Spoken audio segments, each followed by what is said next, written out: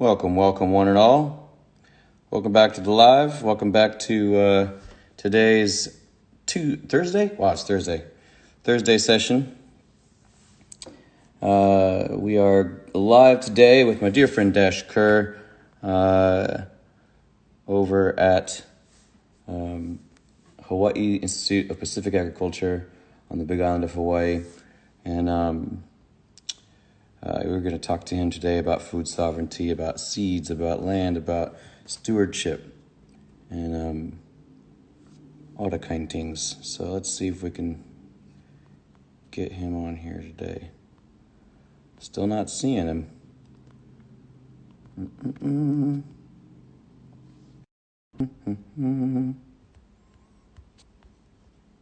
Sorry, folks. Just going to have to wait here for a little bit longer as we try to see where Dash is. Come on in, make yourselves at home. Hope you're feeling all good today, and that we can offer. Oh! I see him. It's right there. Here we go. Sent it in. Woo! There he is. Yes, so happy to see you, man. Aloha. Can you hear me good? Yeah, can you hear me all right? Yes, aloha. Good to see your face, bro. Yeah, likewise. What a gift. I like it. Yo, nice background too. You got like the yellow, the mustard seed vibes going. Yeah. All right. Well, yeah, welcome to this little segment, Dash. It's this has been a fun experience to just chat with friends and ohana from around the world and get to check in on everyone's sort of pulse and you know, hear how everyone's personally doing, as well as what each of us has to share in regards to the current crisis. And I mean, you for one, I know I've known you for, I don't know how many years have we known each other now. It's been almost a decade. I feel like we're coming in on it. Well, second annual INAFest was when we were first like really throwing down, and we just had 10th annual that you were at. So yeah, over 8 years now that we've been. Yeah. And so let's see. So in that span of time, I mean, tell us where you're at for those people that were watching, don't know much about where you're at and what you're doing over there. Yeah, so we're on Big Island. We're on the north shore of Big Island in a small community called Kohala. And Kohala is like, just has incredibly rich history of being a very important agricultural area in Hawaiian times. And actually the great King Kamehameha fed and raised his armies off of this Aina here because it's so verdant and abundant. And tell us about your farm there, because one of the most inspiring thing about you and your family and what you have been doing out there, which has continued to draw me back, you know, every year it seems as though, or at least for a number of years now, you know, not only is it the spirit of, you know, your intention around creating new farmers in the world, and reminding so many of us how dope food is and how sacred food is and how important understanding that relationship between ourselves and our food is in the land, but also just your heart as a steward and as a person that brings so much stoke to this topic and this way of life, that has always and continues to bring me back to Kohala and to the INAFest because of that spirit that you share there. So tell us a bit about hip agriculture, if you would. Yeah, for sure. So we've been farming, planting, teaching, organizing, really leading our effort to grow food sovereignty in the area for the last 12 years now. We formed a nonprofit organization, Hip Agriculture, that runs educational programs for youth and for adults. We've hosted like a lot of young adults from all over the country for residential courses on the land where we teach them permaculture, you know, market gardening, small scale livestock and poultry, mycology, just like a whole bunch of topics basically to get people more resilient. And like you, we've felt and known that this bigger earth shift, new earth situation was going to happen. And we're not like preppers, quote unquote, but we're definitely, being intelligent, like looking at what's happening with worldwide food supply and water and energy, and looking at the situation and trying to really be ahead of the curve, and also get our community more prepared, and then empower others too to see ahead of the curve and be like activated, engaged, making the moves we need to make to be healthy, to be set up, to be ready and resilient. And so, of course, we're so aligned with your medicine message and what the medicine musicians have been putting out, because you guys are like singing about what we feel like we're doing, in our community, in our way. Yeah, the collaboration's been epically perfect, I feel like, for us, where we have this camaraderie of like, we each know what our roles are in some ways and able to provide in that way. So, getting to see real results, I suppose. I mean, one of the things I remember you first said to me around, creating the New Earth Army, if you will, and something that also, what's his name, that used to live up there, that rest in peace, was always saying around, Shannon. Yeah. I always remember that dude, because he was such a legend, and like he just always had some deep wisdom to share. But in your ways of creating, like, the thing that you've been always saying, which was building the new future of farmers, to work the land, and to and something that always came back to me as well was the part about how do you get young people to be stoked again, or to be interested in taking care of the earth, taking care of each other, taking care of their bodies and our bodies, and our body being that of the land, and the one and the same, the spirit of the mother, and that effort in making it cool again. I really feel like absolutely has everything to do with the spirit of the people who are teaching it. And so kudos and big ups to you guys, for always having that like spirit and that mana to provide that message, because it's imperative to carry that in your heart. And I absolutely believe that you guys have been doing that since day one. And yeah, so there you go. That's my thought on that. Hey, and I have to pause and take a moment to big you up, brother, because I want everyone who's on the call to know that like hip agriculture would not be where it's at today if it was not for Nahko Bear's gracious support in our festival. Like literally, big teamwork. And just like FYI, we taught 1,000 youth in our area last year, sustainability skills, gardening, nutrition. And it's really INFS that's empowered that. We've trained hundreds of farmers over the last 8 years. And it, again, like INFS has empowered that. So I just have to like mahalo you and big you up for using your voice and your message to grow these works, all over the country. Thank you so much. Yeah, I mean, teamwork, absolute teamwork. I mean, I still marvel at the handful of times that I've traveled around the world and ran into students of yours, who have said they discovered the music through, working at Hip Ag, or, had just finished the course or what have you. And, it's just inspiring to see, the thread continue to be woven throughout the world and throughout our growing communities who are taking this part of our life seriously. Auntie Pua would always tell me, she's always says, "You're more than." And by that, she would always mean that I'm more than one thing. We can find our roles in society, our roles in our tribal ways, to be, so broad. And I think one of the things that a lot of us get stuck on is thinking and being stuck on this idea that, I can only just do this thing. This is my one talent, or this is my one passion, or I don't even know what my one passion is, but like, and then they get into the space where we're like, well, what can I do to give back? And what can I do to be of service? Because I don't know what my thing is, and it's such a important reminder, I feel like, in the way of getting your hands dirty, and understanding the first language of plant medicine.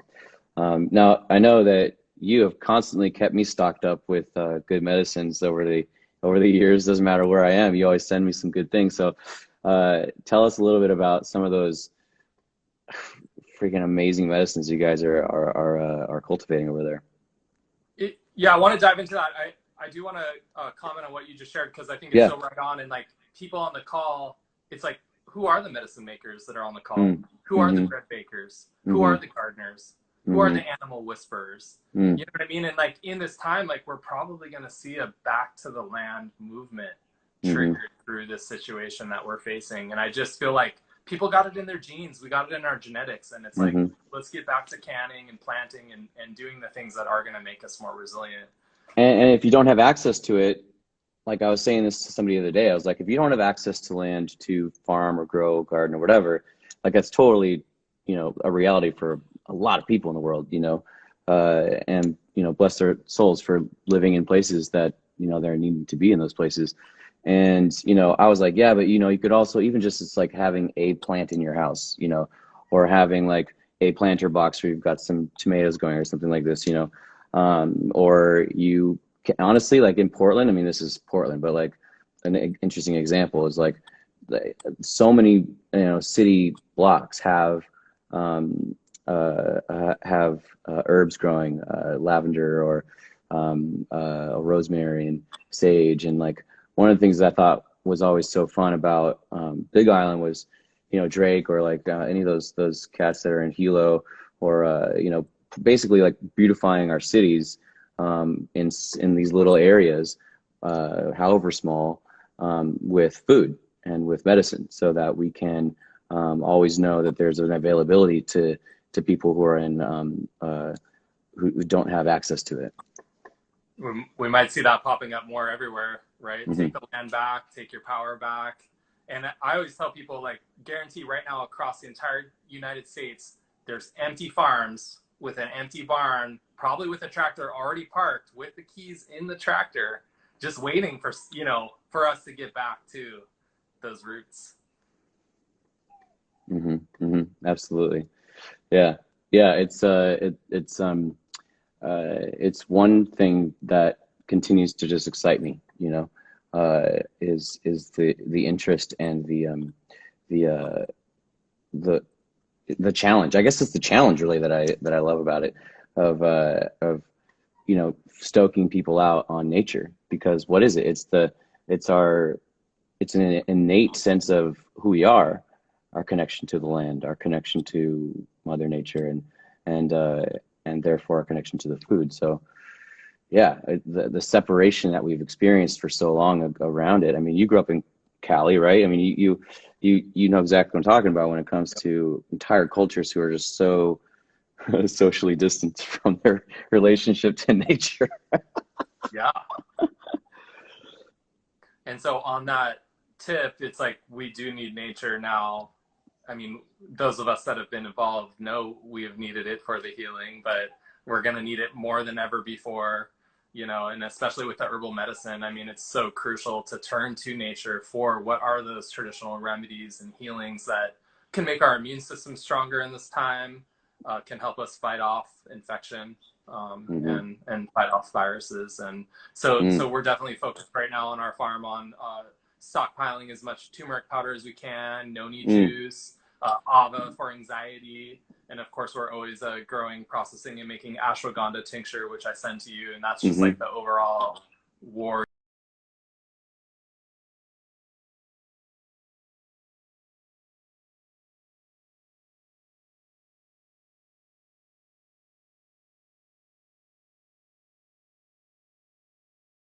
kind of herb for, adaptogen, strengthening, set to strengthen muscles, bones, tissues. It improves your immunity system. It's said to basically make you as strong as a horse physically and sexually. And also aphrodisiac. Let's go. Did you say avo for anxiety? I'm sorry, kava kava. The horny one is, we call it ava, but okay, yeah, we grow a lot of kava kava, and that's, I was mentioning to my friend, and he's like, "Oh, give me Ava," because people are feeling it. You know, it's so intense, the uncertainty, the unknown, and especially people that are out of work right now. You know, I really send love out to all our brothers and sisters that are struggling. So yeah, I mean, name some of these ones that right now you feel are comparative for, you know, our consumption, you know, in this sort of global pressure we're feeling. I mean, you know, you're saying for anxiety, kava kava is a great one, kava kava root, which people can find in a tincture.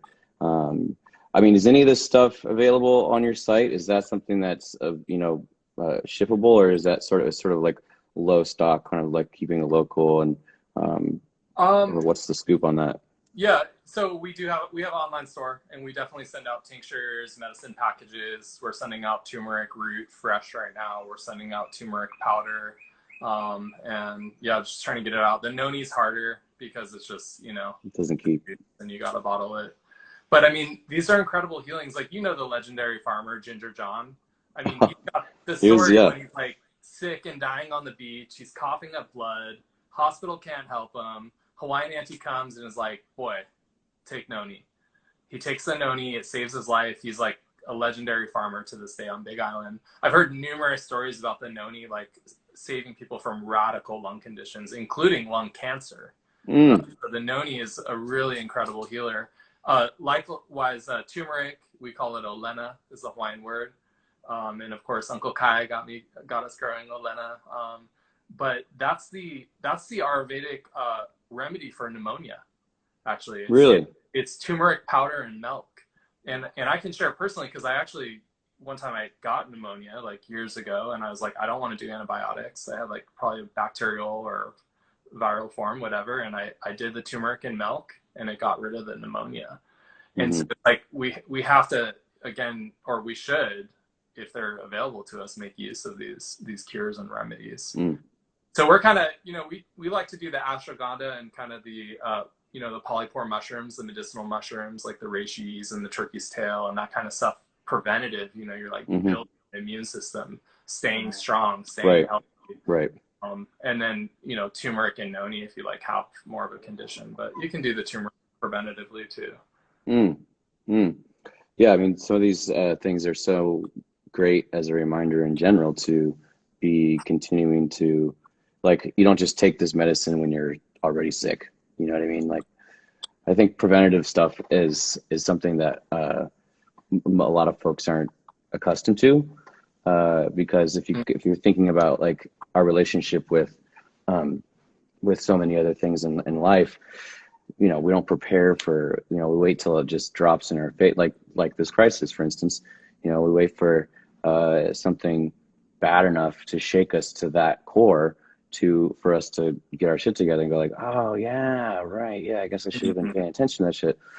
And so, yeah, as you're saying that, as you're talking about these, you know, these medicines that are crucial for continued high vibes and continued like health and wellness, it's so imperative that we be consuming these kinds of medicines on the daily.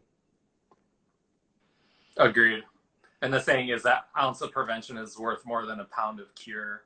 So definitely like urging all of the brothers and sisters in the tribe, like, please just, you know, eat as well as you can that you can afford. And this is a good time to look at what you have been eating. I know a lot of our tribe, you know, is already eating well.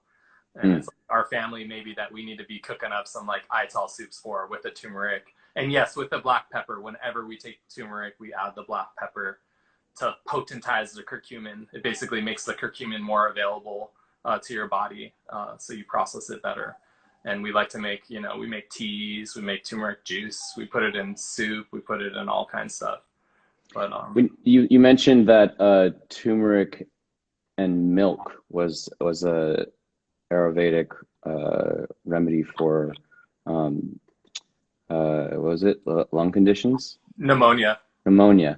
Yeah. Somebody asked a question there that I thought was interesting, that, and I don't know if you know the answer to this or not, but it's worth asking, is if you had if you're allergic to milk, like what is it the same with an alternative? Yeah, I would totally do it in just a nut milk as well. because the fat, like it's like the warm It's and the the fat, fat, like it's a good right? carrier. You know, as you know, some constituents or alkaloids are fat soluble or water soluble. Mm-hmm. So it just Mm-hmm. becomes a good carrier. And if you like cook with turmeric and ghee or any other kind of oil, you'll see it gets so golden and beautiful. And I think Mm-hmm. it acts as a carrier to bring it deeper into the system. Mm-hmm. So many medicines, right? I mean, it's I wish like this information that you're speaking of. I mean, at least I know, at least in Polynesia, in the beginning of that, or in India, or like, you know, these places where I feel like there's more of uh, a rooted foundation in traditional knowledge to medicines, wherein, you know, you come out to the States, you come out to Turtle Island, you come out to the mainland, and it's like, you know, we're still sort of, we're like, you know, decades behind in a more mainstream understanding of naturopathic ways, or, you know, holistic ways. And um, I would just hope that, I mean, what's your take, I guess, is where I'm trying to lead this down to, is what's your take on just sort of this big picture crisis of our planet and people, and uh, where do you see this pushing us towards? I mean, we could say it's all speculation, obviously, because we just don't know. But what's your heart telling you right now, Dash? That's my heart telling me. I love this permaculture saying. It's like those of us that are in permaculture, we're basically setting up these lifeboats, and Mm, we've already jumped off the cliff, and mm-hmm. we're setting up these lifeboats that are ready for when other people get pushed off the cliff. And so, you know, like our students, I encourage, it's like set up resilient areas wherever you are. Like, where do you want to be? You know, like with what community do you want to be? And let's get stronger as we're working together on, you know, natural building, permaculture, tree planting, you know, foraging, gathering, hunting, like these bread baking, like all the stuff, you know, all the traditional Mm-hmm. stuff. And it's like, yeah, we're hoping the economy is going to like jump back, but we all know that a lot of the aspects of the economy were really unsustainable. Like economy kind of translates to big machine, like devouring every resource on earth until it's gone, like forest, water, mountaintop removal. Like that's like the economy as we know it. So Mm-hmm. we have to start looking at what economy do we want to create. And it gets back to the new Green Deal that AOC has been repping and burning. Mm-hmm. It's Mm-hmm. like, what is the new Green Deal for you in Portland? What is it for us in Hawaii? Like, Mm-hmm. I envision good green jobs where we're producing good quality food, local energy, like we're caring for our watersheds, and people Mm-hmm. are stoked. We're like, yeah, this is what life's about. Like, you know, we feel good about it. And then, yeah, maybe we can, you know, restart travel, hopefully. There's a lot of unknowns, but we're going to keep working to become more resilient, I would say, in Mm-hmm. the coming years, Mm-hmm. and keep teaching others as well. And yeah, the global scientists have predicted that there's likely going to be a perfect storm of food, energy, and water shortages worldwide. That's a little scary, you Mm-hmm. know? And what do you do with that information? Do you shut down? Do you get, you know, depressed, or does it activate you, inspire you, and, you know, you create change in your community? Mm-hmm. Yeah, I feel like, you know, I always put myself in my mind. I often go to like the weirdest place where I would consider, you know, putting myself in that sense, where, you know, I think about, uh, you know, so many types of people, you know, who don't have access to even, you know, maybe this information, or people who don't have access to a community garden, or like a, you know, a place where they can say, I want to build my plan B here, or rather my plan A, I suppose is what we're trying to say to them. And I just say, I feel like what my message, or what I would want to say to those people is that there's um, that uh, that there are so many of us out there, and that there are so many possibilities. And I think it can get so easy to drop into the despair of the I'm alone in this idea, Mm-hmm. because perhaps your surroundings are full of people who don't fuck with food, you know, don't fuck with like gardens, don't think about that kind of shit. And they're just like, what are you even talking about? Like this, you know, and and because of the global pressure of this idea of the lack of abundance, um, I totally get that you know, it'll suck you right in. And, you know, on a daily, if you're not surrounded by, you know, nature, or you're not surrounded by like-minded thinkers, if you're not surrounded by conversations like this, or, um, you know, it just takes a moment like that to get dragged down into the mental illness of the whole situation, you know, Yeah. and so, you know, I guess, I just want to remind everyone, even listening today, or who's going to listen to this chat later, that you'll be surprised when you start digging, and you start asking around, and you start opening your eyes more to the possibilities, and to the web and the network that is available to us. That there are so many opportunities waiting for you to begin this work, or to join this work, which ultimately, I guess, speaks to you know, like we are talking about earlier, just this brand new earth that's available to us, and asking for us to step into that power now. There's no choice. You got to be either in or out. Yeah, when you say the new earth, I definitely think of the Garden of Eden, and whether that's in an urban environment or a rural environment, I think we have the opportunity to create it, you know, and get back to the goddess worship and the matriarchy, and the respect for nature and the whole of ecology and water. And so yeah, hopefully this will trigger an awakening. And I'm not trying to discourage anyone from pursuing, you know, their wildest dreams within the global economy, but we've always considered to have one foot in and one foot out, just in case, you know, we're kind of, and you know, we have a nonprofit and a farm business, so we have to still pay our bills, right? Yeah, exactly. Just a matter of like kind of building some resilience with that one foot, and also playing the game and doing what you Mm-hmm. need to do to get through. Yeah, the one system that has never changed is that uh, uh, the relationship and the way that food and humans and creatures exist together. It's it's the one thing that has stayed consistent this entire time. You know, all these other man-made structures of, you know, system and government and sort of like, you know, society have failed us, you know, time and time again. And, you know, with this one foot out, one foot in thing, it's like, it reminds me of just that sort of like, oh, you know, we're waiting for Babylon to fall, right? It's like, you know, and these lifeboats that you spoke of, it's such a great image for me in my mind to consider, you know, who's going to be there to catch us when we fall, you know, and um, catch us, Dash.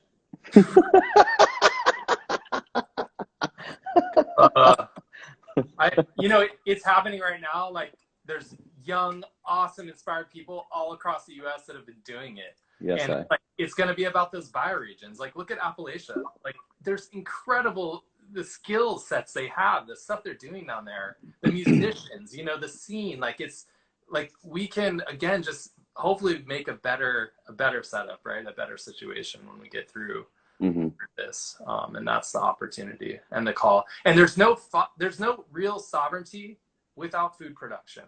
Like, I don't see sovereign people that don't have their own like resilient, intact economy and foundation for food. That's the basis for any nation state. It's like, you know, abundance of agricultural production. Mm-hmm. So Mm-hmm. so I see that's where I'm like, grow more food, like set up our bioregions. Let's get more independent. Let's get more sovereign. Let's have like whole little tribal units, like in every, you know, every pocket of the nation.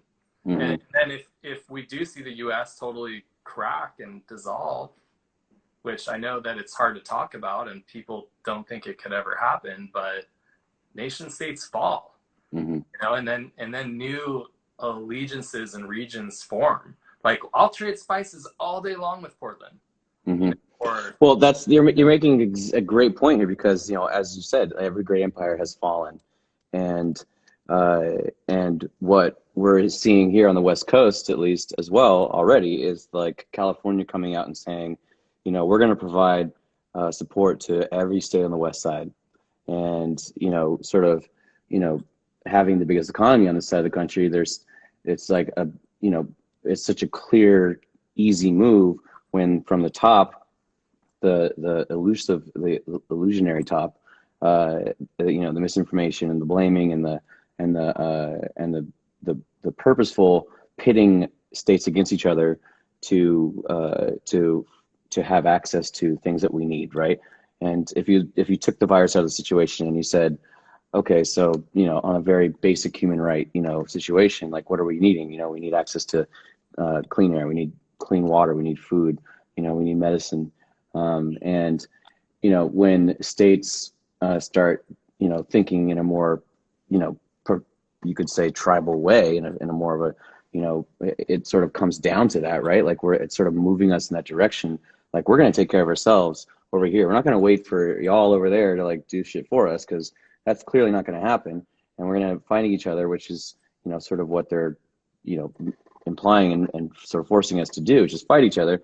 And so bring it back to like our circle here, bring it back to like this region, this bioregion here, you know. And I think you're absolutely right. As much as it, you know, whatever is happening around us in this way, things are falling apart. We don't have control over that. But what we do have control over is our state of being, our mental wellness, and our what our hearts and our intuitive places are telling us, which I think has always been telling us to go back to an old way, and design it and relook at it so that we can live in a new way with those old mindsets. So, woo! yeah, man, so good to catch up, you know. Legendary times, legendary leaders in our midst. So we're looking for the warriors to be stepping into that power, right? Crucial. We're looking for continued knowledge around medicines, as we're all, you know, sort of in this new school of discovery. I want to drive people to your website, which is Hip Agriculture, hipagriculture.org. Is that right? That's right. For anyone after lockdown who wants to go and take classes and take the course, go check out the website, everybody. Is there anything currently happening in hip agricultural world that you want to share with us today? I don't know if you've got new programs or you know, opportunities that you want to talk about in this moment. Yeah, I mean, we do a lot of work in the schools teaching, and then we have the apprenticeship that's on the land. So we have you know, people that are studying agriculture with us right now. The apprenticeship is full on. We're upping our production on the ground. We're basically pivoting all our energy into planting more food and medicine and processing. We're processing turmeric powder today. But we're going to be dropping a bunch of like online education videos to empower people that cannot study with us, just as like a big up. And then besides that, people can sign up for the newsletter, and then we're going to drop a course as soon as COVID lifts, so that we can just host people and get more knowledge and info out. Mm-hmm. Mm-hmm. So they can sign up, you know, with the newsletter or whatever, and they'll just get updates for the next course that drops for the apprenticeship fall. Is that the legendary voice of your amazing, beautiful partner right here? I'm like, don't forget this. Yeah. Let's see her, Erica. What's up, Mama? Hi, Nahko. Woo. I'm just working in the office. We're working on some COVID funding. We need to get money to support our food hub manager. She's been working a lot, and the online market has been crucial for farmers to have a place online to get food to the local community. So farmers markets are shut down here, and farmers, our local farmers and our farm as well, has been able to resume business as usual, and people just go online, order what they want to get or a CSA box and pick it up. And we've been doing some deliveries too for elderly and people that are at high risk, and a lot of volunteer help. So big up to the volunteers out there helping us as well. So working on, getting more food grown. Is that something that people can look into in their own city from wherever they're tuning into? I mean, I know that it's sort of, you know, isolated to Big Island in that way, but do you know anything about that? Food hubs, sir. Yeah, Dash to talk about food hubs. I'm gonna chat more about the food hub. Okay. I love you, Erica. Love you. Yeah, I mean, food hubs are going to be increasingly important, I think, throughout the country. They're just distribution points where farmers can aggregate their produce and then get it to people in a safe way, right? Our hobbies market just shut down suddenly, so we started directing all the produce sales through there. We have a walk-in cooler, and pretty soon we're going to have a walk-in freezer, and then we're going to have a bunch of shared processing equipment. So this could be like shared medicine-making equipment, or, you know, whatever it is for your bioregion. I think people should be connecting the dots between where are we going to start setting up more regional farms, and then where are we going to set up localized regional processing? Because that's kind of the core infrastructure we need to get in place that ultimately we're going to want no matter what. If the economy comes back, we're going to have new, cooler jobs than we had before. Like these are jobs for ourselves, not working for corporations and the man. So that's kind of what we've been setting up that food hub in town, and it's actually been crushing it. Like it's like the source of fresh food for Kohala, in addition to the locally grown food market and a couple other places. But this is like direct farmer to customer setup. So people should look more into food hubs for sure. And how do you do that? Look into food hubs? Is there a website that we can draw people to, or? Yeah, I mean, like just something to Google and. Yeah, I would just Google what are food hubs, how do you set them up, like where are they at? I mean, likely there's already a couple food hubs in Portland, you know, somewhere. And it's just a matter of like getting connected. They're looking for volunteers, right? They might need more growers. So that everything's changing so quickly and we're needing to adapt and adjust. But I do see them as a crucial lifeline, like to just, if you're in an urban area and you want fresh stuff that's well produced, you know, check out your food hubs as well. Great advice, and I think inspiring for a lot of folks listening in today, because I know that for myself and a lot of, you know, we're all looking for ways to reconnect and also continue the resilience of our communities when it comes to being able to have access to local greens, local fresh foods.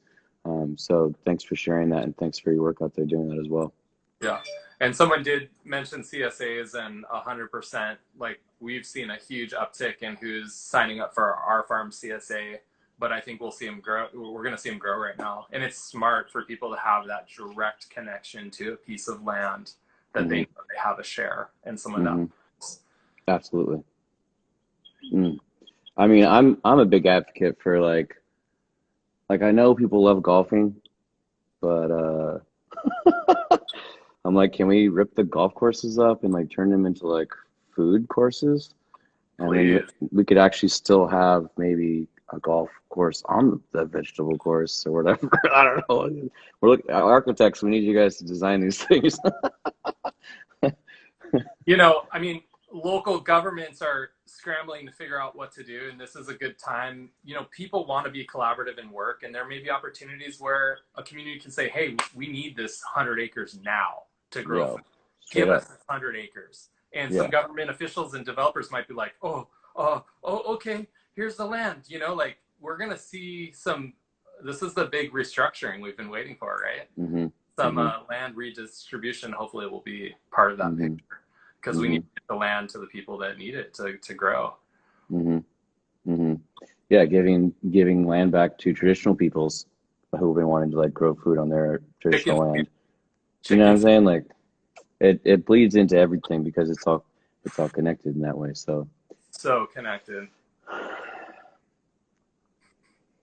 Tubby, what's up, Tubby? Well, bro, it's so good to chat with you, and really appreciate your time today, and for dropping all these pearls of wisdom, um, and I appreciate always appreciate the work that y'all are doing out there, and continuing to be examples for so many of us and training so many of us in these ways. So yeah, once again, everybody, this is Dash Kuhr and Erica and Hip Agriculture tuning in from Big Island, Hawaii. Yeah, man, I love you guys so much, and we'll check in again soon. Thank you so much for all your wisdom today. Awesome. Thank you so much, Nahko Bear. Love you, bro. And sending blessings to all the tribe out there. You know, everyone stay safe, well, peaceful, and just pray that you all get what you need. Mahalo. We'll talk Aloha. soon, bud. Cheers, everybody. Ciao. Once again, everyone, that was Dash and Erica Kuhr over on the Big Island of Hawaii. Hip Agriculture, that's HIP agriculture.org. You can check out their Instagram, Facebook, and their website, of course. So there was a lot of notes there I was trying to take on, but I think that some of the bigger ones, of course, look into food hubs in your communities, look into your CSAs. You know, this is a great time to be doing research while you're at home on how to reconnect with the land in areas that you are in, to find a community, if you don't already have one, who is connected in that way.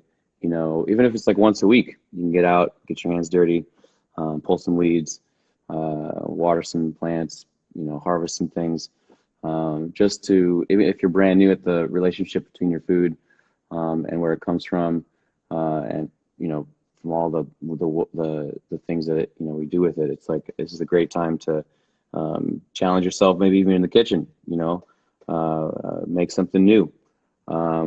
The other day I made a completely new food, forested from the land here.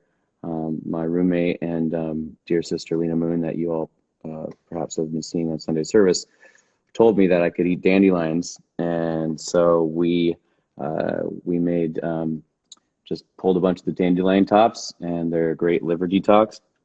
Lord knows my liver could use a detox, so woo!